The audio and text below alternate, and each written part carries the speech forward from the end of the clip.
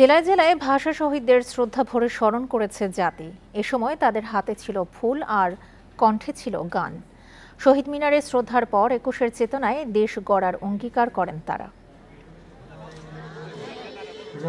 ৩ বছর পর আবারও ২১-এর প্রথম প্রহর ফিরেছে চট্টগ্রামের কেন্দ্রীয় শহীদ মিনারে।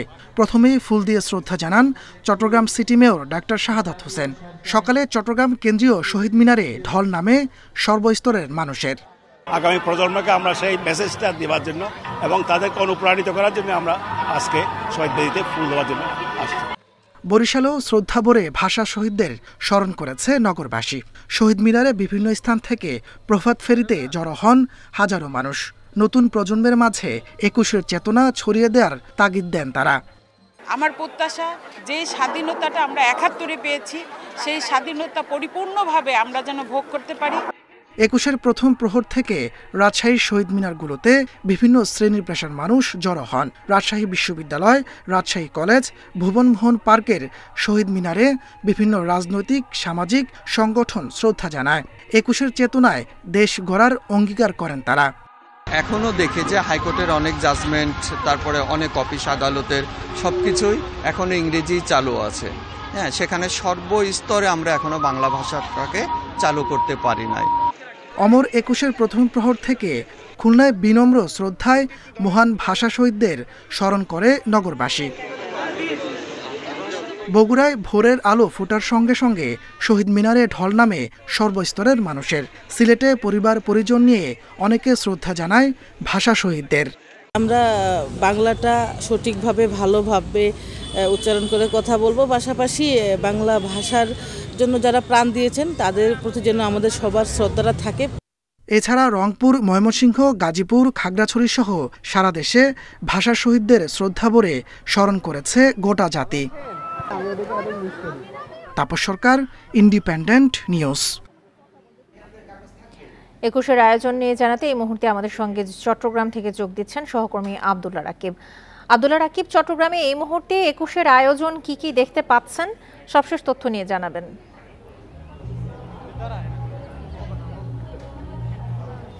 সকাল থেকে ভাষা শহীদ দিবস উপলক্ষে এবং আন্তর্জাতিক মাতৃভাষা দিবস উপলক্ষে প্রভাত ফেরিতে অংশ নিয়েছিল সর্বস্তরের জনগণ। এবং এরপরে যেহেতু শুক্রবার বিকেলের দিক থেকে আমরা দেখছি চট্টগ্রামের ২১-এ শহীদ দিবস উপলক্ষে যে বইমেলার আয়োজন করা হয়েছে মাসব্যাপী, সেই বইমেলায় সাধারণ মানুষের ঢল নেমেছে। সবাই এই বইমেলায় আসছেন এবং আজকে একটি বিশেষ সাংস্কৃতিক অনুষ্ঠানের আয়োজন করা হয়েছে। সেখানেও গান, নাচ থেকে শুরু করে আবৃত্তি, নানা ধরনের পরিবেশনা থাকছে। এছাড়া আলোচনা সভারও আয়োজন করা হয়েছে বিকেল ৫টার পর। এখন পর্যন্ত আমরা মেলার যে পরিস্থিতি দেখছি, বইমেলাতে বিভিন্ন জন আসছেন এবং আজকে যারা বিক্রেতারা রয়েছেন তারা আশা করছেন বেচা বিক্রি একটু ভালো হবে এবং যারা কিনতে আসছেন বই এবং দেখতে আসছেন তারাও চেষ্টা করছেন বই নেওয়ার।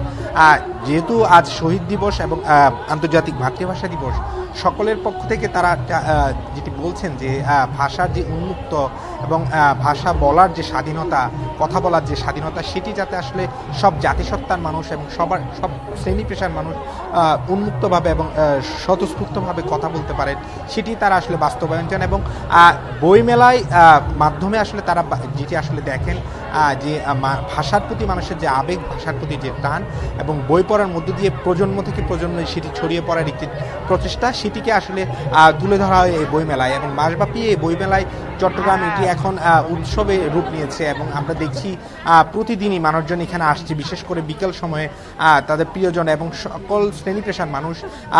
আমরা যদি বলি একেবারে মাদ্রাসা শিক্ষার্থী থেকে শুরু করে ইংলিশ মিডিয়ামের শিক্ষার্থীরা সহ সব শ্রেণী পেশার মানুষই আসছে এবং তারা বই দেখছেন, কিনছেন। এবং আজকে যেহেতু শহীদ দিবস এবং আন্তর্জাতিক মাতৃভাষা দিবস, সবারই চেষ্টা আছে যে একটি বই কেনার এবং অনেকেই দেখছি কিনছে। তারা বলছেন যেহেতু ভাষার জন্য শহীদরা প্রাণ দিয়েছেন এবং সেটির তাগিদে আসলে বই আরও বেশি বেশি বই পড়া উচিত। প্রযুক্তি নির্ভর বা ডিভাইস নির্ভর থেকে সরে এসে বইয়ের প্রতি আগ্রহ তৈরি করার একটি প্রয়াস বলতে পারেন এবারের বইমেলা বা এই শহীদ দিবস। তো চট্টগ্রামের ভাষা দিবসে বা শহীদ দিবসে আয়োজন চলছে এবং সাংস্কৃতিক অনুষ্ঠানে সাধারণ মানুষ জড়ো হয়েছেন এবং বইমেলা স্বাভাবিকভাবে বেচা বিক্রি জমে উঠেছে। চট্টগ্রাম থেকে ২১-এর আয়োজনের সবশেষ তথ্য নিয়ে জানাচ্ছিলেন আমাদের সহকর্মী আব্দুল্লাহ রাকিব। চর্চা ও সংরক্ষণের অভাবে হারিয়ে যাচ্ছে ক্ষুদ্র নৃগোষ্ঠীর মাতৃভাষা। বিদ্যালয়গুলোতে নেই বই ও শিক্ষক। বেশিরভাগ ক্ষুদ্র নৃগোষ্ঠীর শিশুরা মাতৃভাষা লিখতে বা পড়তে পারছে না। ভাষা ও সংস্কৃতি রক্ষায় বিশেষ উদ্যোগ জরুরি বলে মনে করছেন বিশিষ্টজনরা। শেরপুরের ঝিনাইগাতির রাংটিয়া কোচপাড়ার শোনে বিদ্যালয়। ক্ষুদ্র নৃগোষ্ঠীর শতাধিক শিক্ষার্থীকে বাংলা ও ইংরেজিতে পাঠদান করা হলেও নেই মাতৃভাষার চর্চা। আমাদের জাতীয় ভাষা যদি পড়াইতো তাহলে কোচ ভাষায়, তাহলে আমাদের বাচ্চা কাচ্চারা কোচ ভাষায় পড়াইলে একটু সুবিধা পাইতো আর কি। 2010 সালে প্রাক প্রাথমিক ও প্রাথমিকের 6টি ক্ষুদ্র নৃগোষ্ঠীর ভাষায় বই দেয়া হয়, তবে বই পড়ানোর জন্য নেই কোনো শিক্ষক। প্রাইমারিতে যদি আমাদের সম্প্রদায় থেকে শিক্ষক নিয়োগ করা হয় তাহলে সবচেয়ে ভালো হতো, কারণ বাচ্চাদের ওই যে কোচ ভাষাগুলো তারা বুঝতো, সমস্যাগুলো বলতে পারতো। ঠাকুরগাঁয়ে ক্ষুদ্র নৃগোষ্ঠীর 12,000-এরও বেশি মানুষের বসবাস। বর্তমানে ওরাও, সাঁওতাল, মাহালি সহ 6টি সম্প্রদায়ের ভাষা টিকে আছে।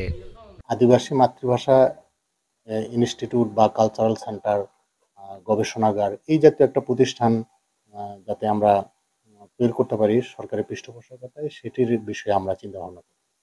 প্রাতিষ্ঠানিক রূপ না থাকায় অস্তিত্ব সংকটে বরগুনার রাখাইন জনগোষ্ঠীর মাতৃভাষা আবার ধর্মশিক্ষা আমি পড়াইতে চাই, কিন্তু সরকার থেকে কোনো অনুদান পাই না, সেজন্য আমি পড়াই না। মৌলভীবাজারে খাসি, সাঁওতাল, মণিপুরী, ত্রিপুরা, হাজং, গারো জনগোষ্ঠীর বসবাস। প্রাতিষ্ঠানিক কিংবা একাডেমিক ব্যবস্থা না থাকায় নিজস্ব ভাষা ও সংস্কৃতি বিলুপ্তির পথে বলছেন গবেষকরা। রাষ্ট্র কিন্তু তার দায়িত্ব যে ক্ষুদ্র নৃগোষ্ঠীর আদিবাসীর ভাষাগুলোকে চর্চার সুযোগের ব্যবস্থা করে দেওয়া এবং সংরক্ষণের ব্যবস্থা করা। একই চিত্র নাটোর ও কুয়াকাটায়।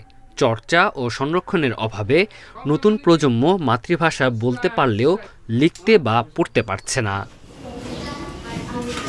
Tanzil Hasnat, independent news. ভাষা আন্দোলনের 7 দশক পেরিয়ে গেলেও এখনও সর্বস্তরে নিশ্চিত হয়নি বাংলা ভাষার ব্যবহার। সাইনবোর্ড, বিলবোর্ড, নামফলকে দেখা যায় ইংরেজির দাপট, আর বাংলা ব্যবহার হলেও দেখা যায় ভুল বানানের ছড়াছড়ি। 2014 সালে সাইনবোর্ড, বিলবোর্ড, ব্যানার, নামফলক বাংলায় লেখার নির্দেশ দেয় আদালত। তবে সেই নির্দেশনা পুরোপুরি বাস্তবায়ন হয়নি এখনো। রাজশাহীতে দোকানপাটের নাম থেকে শুরু করে অনেক প্রতিষ্ঠানের সাইনবোর্ড লেখা কেবল ইংরেজিতে, পাশাপাশি বাংলা লেখার মতো দায়িত্বশীলতাও দেখান না অনেকে। মাতৃভাষায় একটা জিনিস বোঝা, রপ্ত করা যত সহজ, অন্য ভাষায় কিন্তু সেটা সম্ভব না। অথচ আমরা কিন্তু অন্য ভাষাটা মুখস্থ করে হোক, জারি জুরি দিয়ে টেনে টুনে অন্য ভাষাটা দিয়েই কিন্তু মেডিকেল সায়েন্সটা শিখছি, ইঞ্জিনিয়ারিংটা শিখছি, হায়ার এডুকেশনটা শিখছি। বগুড়ায় বিভিন্ন সাইনবোর্ডে বাংলা লেখা থাকলেও এগুলোতে দেখা যায় ভুল বানানের ছড়াছড়ি, যা বাড়ায় পাঠকদের বিভ্রান্তি, ভুল বার্তা দেয় নতুন প্রজন্মকেও। ভাষা যদি আমরা সুষ্ঠুভাবে ব্যবহার করতে না পারি তাহলে আমাদের সংস্কৃতি হারিয়ে যাবে। একটা বানান মানে একবারে ঠিকঠাক করা হোক, যাতে বারবার আমাদের এটা না পড়তে হয়। বরিশাল সিটি কর্পোরেশন বলছে সাইনবোর্ড বিধি মেনে চলতে শিগগিরই অভিযান পরিচালনা করা হবে। ভাষাবিদেরা বলছেন আইনের প্রয়োগ ও প্রচার না থাকায় বিশুদ্ধ বানানের সাইনবোর্ড নিশ্চিত করা যায়নি। বাংলা একাডেমি যে বানান শুদ্ধির জায়গাতে তাদের যে পরিবর্তনগুলো আনেন এবং তার কারণগুলো কি, সেগুলো কিন্তু প্রচারের ব্যবস্থা নেই। চট্টগ্রামের সাইনবোর্ডে বাংলা লেখা নিশ্চিতে 2022 সালে ভ্রাম্যমাণ আদালত অভিযান চালায়, পরে আর জোরালো তৎপরতা দেখা যায়নি। আমরা অবশ্যই এটা পর্যবেক্ষণ করছি এবং আমি এটার জন্য জোর দিব যাতে করে সর্বত্র বাংলা ভাষার প্রচলনটা হয়। ফেব্রুয়ারি মাস এলে সর্বস্তরে বাংলা ভাষা চালুর আলোচনা হলেও পরে এর প্রতিফলন দেখা যায় না সেভাবে। সোহেলি জাহান, ইন্ডিপেন্ডেন্ট নিউজ। ঢাকা টাঙ্গাইল মহাসড়কে চলন্ত বাসে ডাকাতি ও অশ্লীলতাহানির ঘটনার 3 দিন পর মামলা হয়েছে। টাঙ্গাইলের মির্জাপুর বাসের এক যাত্রী মামলাটি দায়ের করেন। মির্জাপুর থানার ওসি মোহাম্মদ মোশাররফ হোসেন জানায়, সকালে বাস যাত্রী নাটোরের বড়াইগ্রাম উপজেলার ওমর আলী বাদী হয়ে একটি মামলা করেন। এতে অজ্ঞাত 8 থেকে 9 জনকে আসামি করা হয়েছে। এর আগে সোমবার রাতে ঢাকা থেকে রাজশাহীগামী ইউনিক রোড রয়্যালসের আমরি ট্রাভেলসের একটি বাসে ডাকাতির ঘটনা ঘটে। চলন্ত বাসে প্রায় 3 ঘন্টা ধরে ডাকাতি শেষে একই জায়গায় বাসটি ঘুরিয়ে নিয়ে গিয়ে ভোর 4টার দিকে ডাকাতরা নেমে যায়। এ সময় ডাকাতি ছাড়াও নারী যাত্রীদের শ্লীলতাহানির অভিযোগ তোলেন যাত্রীরা। ডাকাতির ঘটনায় বাসের সুপারভাইজার চালক ও চালকের সহকারীকে আটক করে পুলিশ। পরে ৫৪ ধারায় আদালতে তোলা হলে তারা জামিনে মুক্তি পান।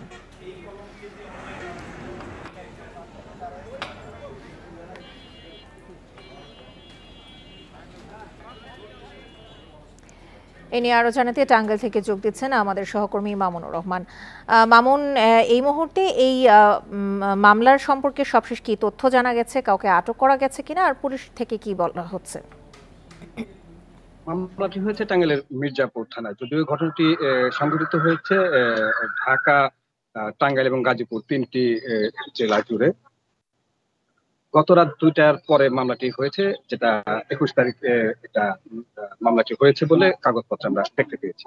আমি কিছুক্ষণ আগে কথা বলেছি টাঙ্গাইলের যিনি পুলিশ সুপারের মোহাম্মদ মিজান। তিনি যেটা বলেছেন যে তারা পুলিশের বেশ কয়েকটি উইং, ডিবি পুলিশ সহ থানা পুলিশের বেশ কয়েকটি টিম গত রাত থেকে কাজ করছে এই যারা এটার সাথে সম্পৃক্ত বা জড়িত ছিল তাদেরকে গ্রেপ্তার করার জন্য।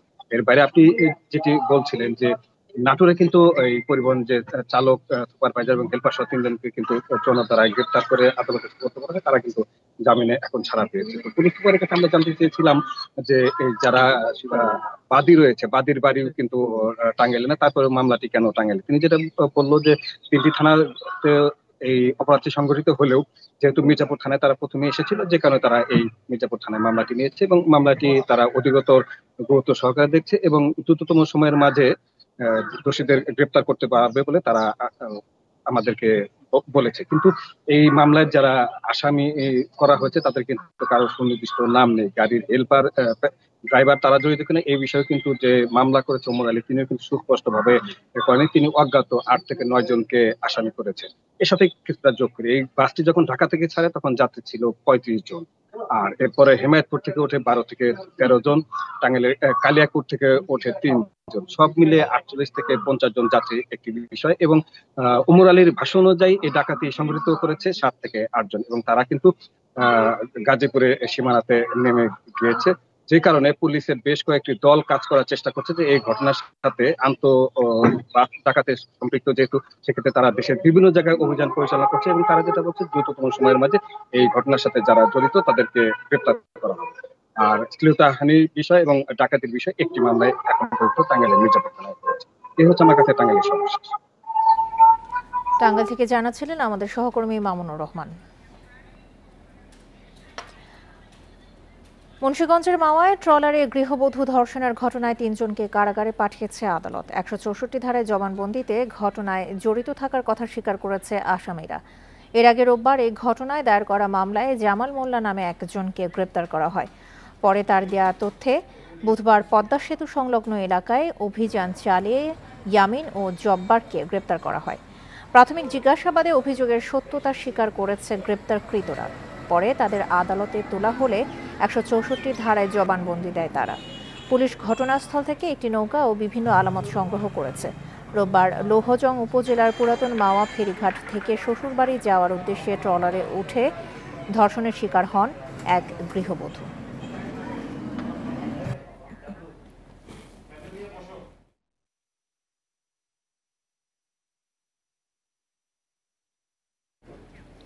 খুলনা প্রকৌশল বিশ্ববিদ্যালয়ে সংঘর্ষের ৪ দিনেও অচলাবস্থার নিরসন হয়নি।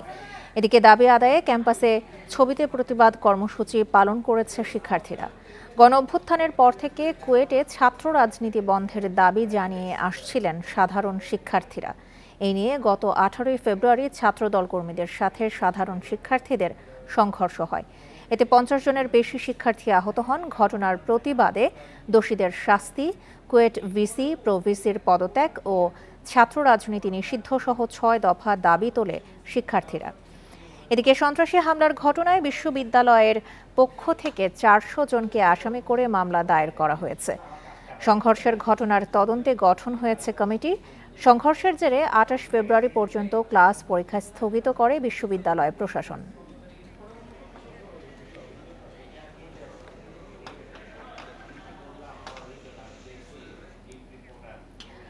এ বিষয়ে আরো জানাতে এই মুহূর্তে কুয়েট থেকে যোগ দিচ্ছেন আমাদের সহকর্মী AHM শামীমুজ্জামান। শামীমুজ্জামান, আজকে কি ক্যাম্পাসে কোনো কর্মসূচি হতে দেখেছেন কিনা, যেহেতু আজকে 21শে ফেব্রুয়ারি বন্ধ রয়েছে সারা দেশেই, এখন পর্যন্ত ক্যাম্পাসের পরিস্থিতি নিয়ে জানাবেন, আর এই ঘটনা সম্পর্কে সবশেষ প্রশাসনের কাছ থেকে কি জানা গেছে?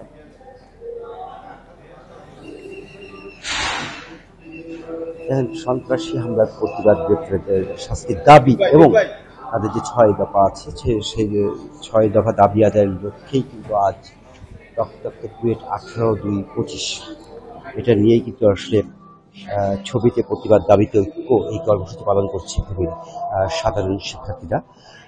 খুবই এক্সিবিশন হলে এই ছবির প্রদর্শনী হচ্ছে। এখানে 400-র বেশি ছবি এই স্থান পেয়েছে। এই ছবিটি কিন্তু 18 তারিখের যে ঘটনায় যারা আহত হয়েছেন তাদের ছবি স্থান পেয়েছে, যারা হামলা করেছে তাদের ছবিও স্থান পেয়েছে। আসলে আমরা দেখছি এই যে প্রদর্শনীতে কিন্তু অনেক শিক্ষার্থী এসেছেন এবং তারা দেখছেন যে ছবিগুলো, এবং তারা কিন্তু অনেকেই আটকে উঠছে এবং তারা তাদের যে বন্ধুদের ভাইয়ের উপর যে হামলা হয়েছে সেই হামলার এই ছবিগুলো দেখে কিন্তু তারা অনেকেই শিহরিত হচ্ছেন যে আসলে কেমনভাবে হামলা হয়েছে।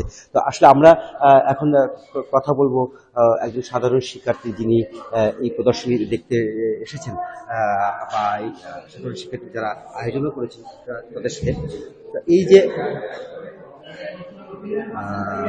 আসলে তারা দেখতে এসেছেন, তো এই বিষয়টা নিয়ে আসলে কথা বলতে চাচ্ছিলাম। তারা যেটা বলছে যে হামলা হয়েছে, সেই হামলায় যারা দোষী তাদের গ্রেপ্তারের করতে হবে এবং গ্রেপ্তার না করা হওয়া পর্যন্ত তাদের যে 6 দফা দাবি আছে সেই দাবি আদায় না হওয়া পর্যন্ত তাদের যে কর্মসূচি রয়েছে সেই কর্মসূচিতে তারা থাকবেন, কর্মসূচি তারা প্রত্যাহার করবেন না। এবং তারা যেটা বলছেন যে এই যে নৃশংস যে ঘটনা হয়েছে, এই নৃশংস যে ঘটনা হয়েছে এর সাথে যারা জড়িত আসলে তাদেরকে কিন্তু এখনো প্রশাসন তাদের সকলকে কিন্তু গ্রেপ্তার করতে পারেনি। এতদিনের ঘটনা গত 4 দিন হয়ে গেছে, 4 দিনের মধ্যেও দোষীদের গ্রেপ্তার না করার ঘটনা কিন্তু আসলে একটা দুঃখজনক। তারা যেটা বলছেন যে দ্রুত যাতে সন্ত্রাসীদের যাতে গ্রেপ্তার করা হয় সেই দাবি তারা বারবার করে আসছে এবং তাদের যে দাবিগুলো আছে সেই দাবিগুলো যাতে মেনে নেয় কর্তৃপক্ষ, সেই দাবি তারা করে আসছেন। তো এই ছিল আমার কাছে সর্বশেষ তথ্য। কুয়েট ক্যাম্পাস থেকে সবশেষ তথ্য নিয়ে জানাচ্ছিলেন আমাদের সহকর্মী AHM শামীমুজ্জামান। কক্সবাজারের টেকনাফ সীমান্তের নাফ নদী থেকে অপহৃত 19 বাংলাদেশি জেলের এখনও সন্ধান মেলেনি। এই নিয়ে 10 দিনে 23 জেলে অপহরণের ঘটনায় আতঙ্কে স্থানীয়রা। উপজেলা নির্বাহী কর্মকর্তা শেখ ইহসান উদ্দিন জানান, বৃহস্পতিবার মাছ ধরে ফেরার পথে 4টি ট্রলার সহ 19 জেলেকে ধরে নিয়ে যায় আরাকান আর্মির সদস্যরা। এর আগে গত 11 ফেব্রুয়ারি নাফ নদীতে অস্ত্রের মুখে 4 জেলেকে ধরে নিয়ে যায় আরাকান আর্মি। তাদেরও ফিরিয়ে আনা সম্ভব হয়নি। অপহৃতদের উদ্ধারে আরাকান আর্মির সাথে যোগাযোগের চেষ্টা চলছে বলে জানান তিনি।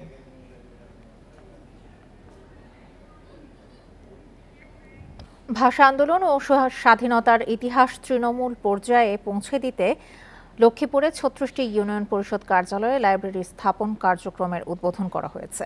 সকালে সদর উপজেলার মান্দারি ও চরশাহী ইউপি কার্যালয় পরিষদে এই কার্যক্রমের উদ্বোধন করেন জেলা প্রশাসক রাজীব কুমার সরকার। তিনি জানান, তৃণমূল পর্যায়ে বাংলাদেশের ইতিহাস ও ঐতিহ্য তুলে ধরতে কাজ করছে জেলা ও উপজেলা প্রশাসন। জেলার 58টি ইউনিয়ন, 5টি উপজেলা পরিষদ ও 4টি পৌরসভায় লাইব্রেরি স্থাপন করা হবে বলেও জানান তিনি। প্রথম দিনে 36টি ইউপি কার্যালয়ে লাইব্রেরি স্থাপন করা হয়। এসব লাইব্রেরিতে স্থান পেয়েছে বাংলাদেশের ইতিহাস, ঐতিহ্য, স্বাধীনতা, ভাষা আন্দোলন থেকে শুরু করে সবশেষ জুলাই আগস্টের বিপ্লব সংক্রান্ত সকল বই। প্রতিদিন শত শত সেবাগ্রহীতা ইউনিয়ন পরিষদে আসেন সময় কাটান। তারা যদি লাইব্রেরিতে বসতে পারেন, কিছু ভালো বই পড়ার বা পাতা উল্টানো পরিচিত হওয়ার সুযোগ পান, সেটি তাদের মনোজগতে একটি ইতিবাচক পরিবর্তন আনতে পারবে। কক্সবাজারের সাপ্তাহিক ছুটি ও 21শে ফেব্রুয়ারি উপলক্ষে পর্যটকদের ভিড় বেড়েছে। এই বিষয়ে আরও জানাতে কক্সবাজার থেকে এই মুহূর্তে যোগ দিচ্ছেন আমাদের সহকর্মী তৌফিকুল ইসলাম। তৌফিকুল, এই মুহূর্তে কক্সবাজার সমুদ্র সৈকতে ভিড় কেমন দেখছেন? হোটেল মোটেল মালিকরা কি বলছে? এই ছুটির উপলক্ষে কি কি বিশেষ আয়োজন রয়েছে? প্রথমত বলে রাখি আজকে সপ্তাহের ছুটির দিন এবং 21শে ফেব্রুয়ারির ছুটি উপলক্ষে কক্সবাজার সমুদ্র সৈকতে বিপুল সংখ্যক পর্যটক সমাগম হয়েছে এবং যদিও বা সাপ্তাহিক ছুটির দিন বা 21শে ফেব্রুয়ারি এটি হচ্ছে সামনে রমজান চলে আসছে, তবে আজকের এবারের ছুটিকে কাজে লাগাতে কক্সবাজারের যে মানুষের যে সমাগম সেটি অনেকটা চোখে পড়ার মতো। আমরা দেখতে পাচ্ছি এখানে সকাল থেকে বিপুল সংখ্যক পর্যটক কক্সবাজারে সমাগম হয়েছে।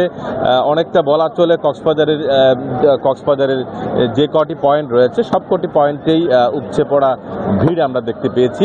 পর্যটকের পাশাপাশি এখানে স্থানীয় দর্শনার্থীর সংখ্যাও আমরা দেখতে পেয়েছি। তবে বলে রাখি পর্যটকদের নিরাপত্তার জন্য এখানে কাজ করছেন ট্যুরিস্ট পুলিশ রয়েছেন, জেলা পুলিশের সদস্যরা রয়েছেন। তো এখানে যদি পর্যটক কোনো হয়রানির শিকার হয় তখন তাদেরকে ভ্রাম্যমাণ আদালতের মাধ্যমে এখানে যে শাস্তির বিধান রেখেছে এখানকার জেলা প্রশাসকের পক্ষ থেকে, এটি যে সকল পর্যটকের সেবাদানকারী প্রতিষ্ঠান রয়েছে তাদের বিরুদ্ধে অনেক সময় অভিযোগ লক্ষ্য করা যায়। তো এরকম কোনো অভিযোগ পাওয়া গেলে কিন্তু সাথে সাথে ব্যবস্থা করা হচ্ছে। আমরা যে ভিড়ের কথা বলছিলাম এখানে সমুদ্র সৈকতে যে কয়টি পয়েন্ট আছে সেই কয়টি পয়েন্ট ছাড়াও বিভিন্ন দর্শনীয় স্থানে পর্যটকদের ভিড় এখানে আমরা দেখতে পাই। তবে আরেকটা বিষয় বলে রাখি যে আজকে শুক্রবার আগামীকালকে শনিবার পর্যন্ত এই ভিড় থাকবে বলে আমরা জানতে পেরেছি। তবে সবশেষ বিষয় হচ্ছে মূলত যেটি বলছিলাম আজকে 21শে ফেব্রুয়ারির সেই ছুটিকে তারা কাজে লাগিয়েছেন, যেহেতু আগামী সপ্তাহ থেকে রমজান শুরু হবে। রমজানে তেমন কোনো পর্যটক কক্সবাজারে হয়তো আসবেন না, সেই কারণে মূলত বেশিরভাগ মানুষ কক্সবাজারমুখী হয়েছেন এবং কক্সবাজার হোটেল জোনের যে সকল ব্যবসায়ী আছেন তাদের সাথে কথা বলেছি। এখন এটি পর্যন্ত প্রায় 70 থেকে 80% কক্ষ তাদেরকে বুকিং হয়ে গেছে। তবে ধারণা করা হচ্ছে এইবারে যে ছুটি বা সাপ্তাহিক ছুটিকে কেন্দ্র করে প্রায় 70,000 মতো পর্যটক কক্সবাজারে ভ্রমণে এসছে বলে তারা আমাদেরকে জানিয়েছেন। কক্সবাজার থেকে পর্যটকদের সমাগম নিয়ে জানাচ্ছিলেন আমাদের সহকর্মী তৌফিকুল ইসলাম। আন্তর্জাতিক মাতৃভাষা দিবস উপলক্ষে নীলফামারীতে ভাষা আন্দোলনের শহীদ পরিবারকে সংবর্ধনা দেওয়া হয়েছে। সকালে জেলা শিল্পকলা অডিটোরিয়ামে 7 শহীদ পরিবারকে এই সংবর্ধনা দেওয়া হয়। সংবর্ধনা অনুষ্ঠানে ভাষা শহীদ ছাড়াও বীর মুক্তিযোদ্ধাদের সংবর্ধনা দেওয়া হয়।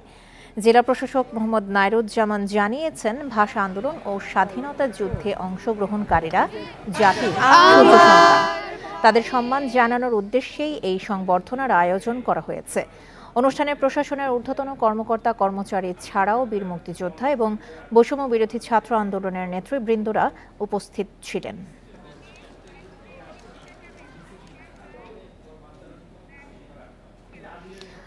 শরীয়তপুর সদর উপজেলার কাগদে গ্রামে প্রথমবারের মতো বড় পরিসরে ভাষা শহীদ ও আন্তর্জাতিক মাতৃভাষা দিবস উদযাপন করা হয়েছে। বৃহস্পতিবার রাত 12:01 জেলার কেন্দ্রীয় শহীদ মিনারে শ্রদ্ধা নিবেদনের মধ্য দিয়ে দিবসের কার্যক্রম শুরু হয়। সকালে দিবসটি উদযাপন উপলক্ষে গ্রামের শিক্ষার্থী, শিক্ষক, রাজনৈতিক নেতাকর্মী ও শ্রমজীবীরা ব্যানার নিয়ে এলাকার বিভিন্ন সড়ক প্রদক্ষিণ করেন। পরে কাগদের সরকারি প্রাথমিক বিদ্যালয়ের শহীদ মিনারে পুষ্পস্তবক অর্পণ করেন। পাশাপাশি গ্রামের সকলের জন্য খাবারের আয়োজন করা হয়। প্রতি বছর এইভাবে আন্তর্জাতিক মাতৃভাষা দিবস পালন করার আগ্রহ প্রকাশ করে শিক্ষার্থী সহ কাগদি গ্রামের বাসিন্দারা।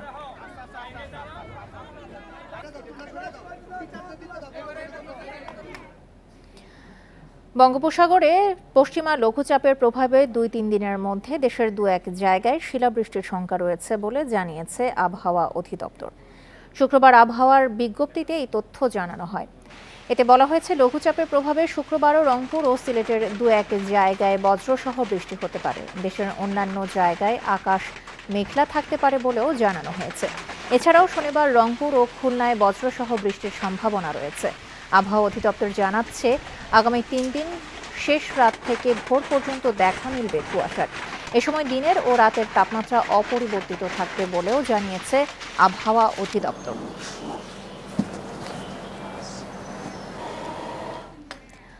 আর এ ছিল এখনকার মতো সমগ্র বাংলাদেশে। এছাড়া ইন্ডিপেন্ডেন্ট টেলিভিশনের সব খবর আরও বিস্তারিত জানতে চোখ রাখুন ফেসবুক, ইউটিউব এবং এক্সে। এতক্ষণ সাথে থাকার জন্য ধন্যবাদ সবাইকে। আমন্ত্রণ পরের আয়োজনে।